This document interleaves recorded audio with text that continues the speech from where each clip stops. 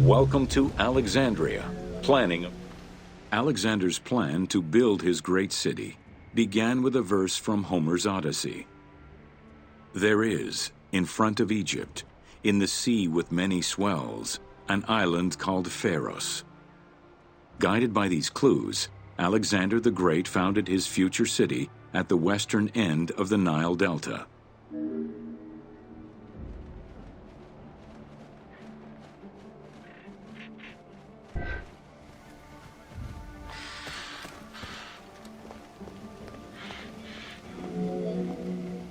Though Alexander considered this location ideal for his great city, it presented considerable challenges. Too difficult to access during storms, the surrounding swamps threatened disease, and the limestone soil prevented the growth of healthy crops. However, due to the influence of his mentor Aristotle, Alexander the Great recognized that the true value was its strategic emplacement.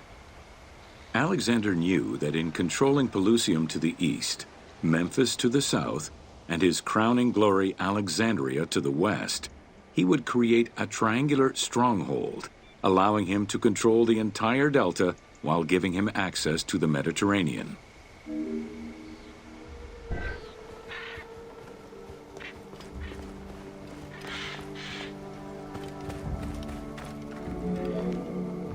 The Great Walls of Alexandria had a humble beginning. Lacking chalk to outline the future city's foundations, architects were forced to use flour instead. Clouds of migrating birds swept down and ate the flour, erasing the plans. This prompted Alexander to seek guidance from the oracles, who reassured him that his future city was destined to feed a large population.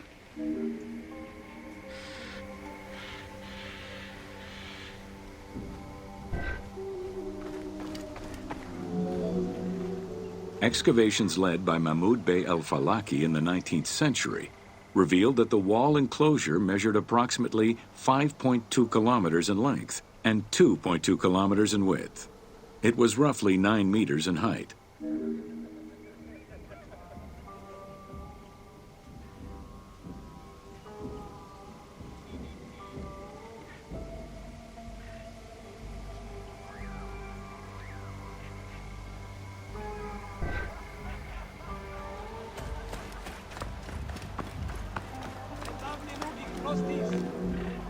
These formidable ancient walls would resist a number of attacks, including fending off the king of Syria in 169 BCE. It wasn't until 295 CE that they eventually fell to Roman Emperor Diocletian, and this only after 8 months of relentless assault.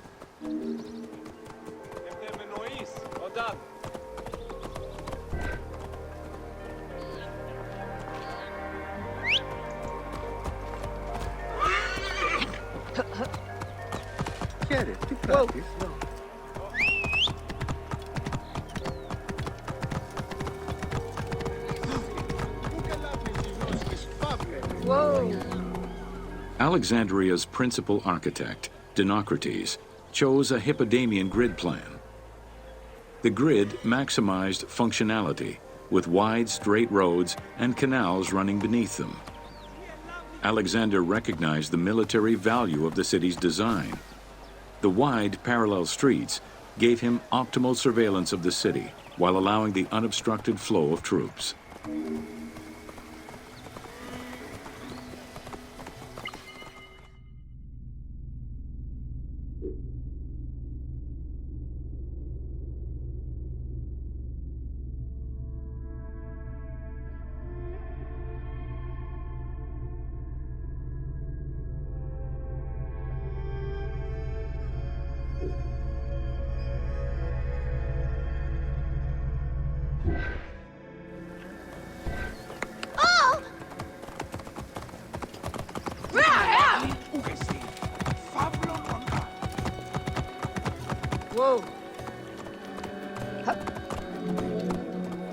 A central corridor ran from the Mediterranean's north port down to Lake Mareotis to the south.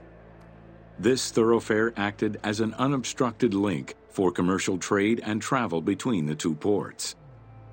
Many of the streets were bordered with grand buildings and parks, including Canopic Street, with its impressive gate bordering the eastern end.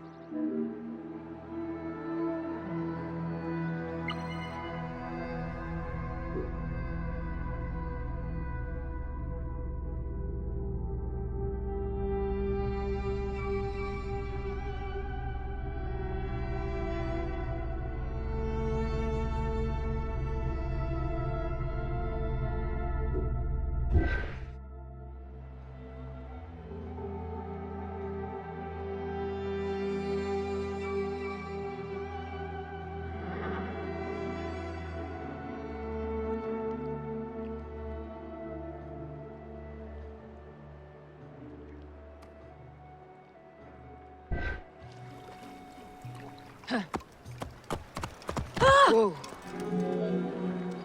Alexandria was most likely built upon an already existing Egyptian village. Upon its completion, the Egyptians reviled the city, refusing to call it by its founder's name. Instead, they called it Raked, the building, as a mark of disdain, which was later Hellenized into Rakotis. Despite this, the name Alexandria would remain.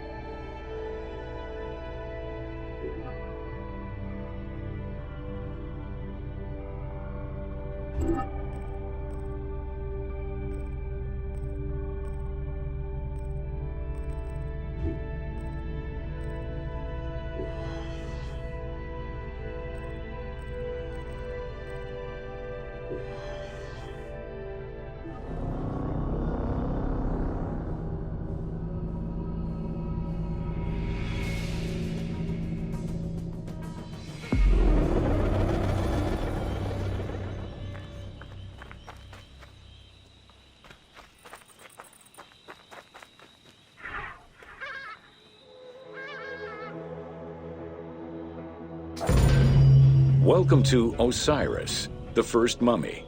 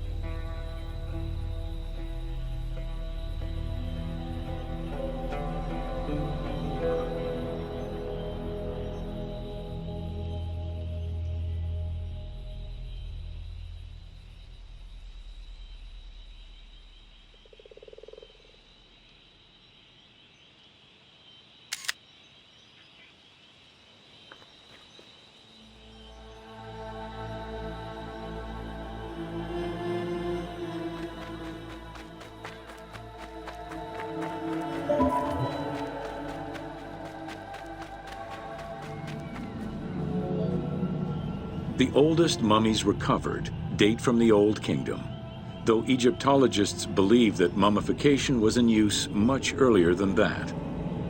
At first, the body was mummified through environmental desiccation, by leveraging the dryness of the environment and the heat of the climate. Early experimentations in mummification were conducted with the use of resin made from tree sap. Strips of linen were only used on some superficial parts of the epidermis of the hands or jaw.